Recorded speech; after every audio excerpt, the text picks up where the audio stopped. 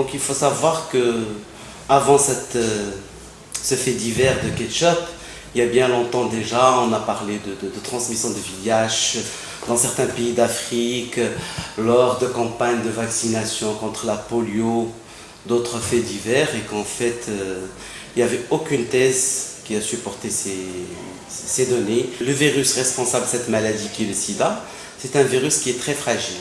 Il ne peut pas vivre longtemps à l'air libre. Il a besoin de cellules pour qu'il puisse vivre. Il est tué rapidement par la chaleur.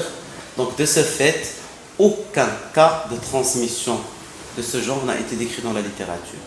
Donc il faut qu'il y ait vraiment une grande quantité de sang, parce qu'il faut qu'il y ait une grande quantité de virus actif, et il faut vraiment qu'il y ait aussi une plaie au niveau de la bouche, et c'est vraiment un peu tiré par les cheveux, et donc on peut rassurer les gens qu'il n'y a aucun cas de transmission par voie alimentaire, entre guillemets.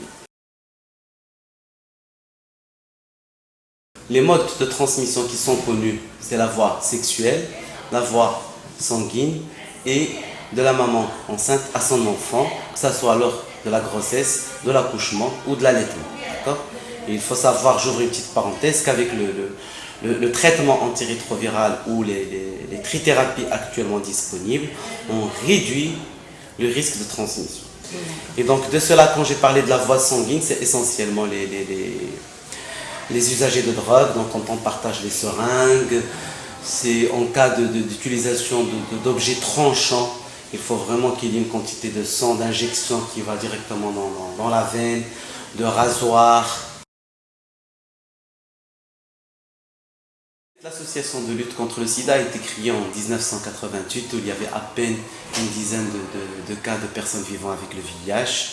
Maintenant, c'est une grande association qui s'est implantée partout dans le Maroc, pratiquement dans toutes les villes du Maroc, et qui travaille sur tous les plans, donc qui va de la prévention jusqu'à la prise en charge. C'est important de dire un petit mot sur le dépistage, et j'ouvre une parenthèse pour dire qu'il faut sensibiliser les gens, parce qu'il y a maintenant un traitement qui marche bien, et les gens peuvent vivre aussi longtemps que les gens qui ne sont pas infectés par le VIH, à condition de prendre correctement leur traitement, et qui intervient sur le plan thérapeutique. L'association a milité pour l'accès au traitement antirétroviral, travaille sur le plan juridique, l'accompagnement des personnes vivant avec le VIH sur tous les plans, les problèmes sociaux, psychologiques, en cas de problèmes judiciaires.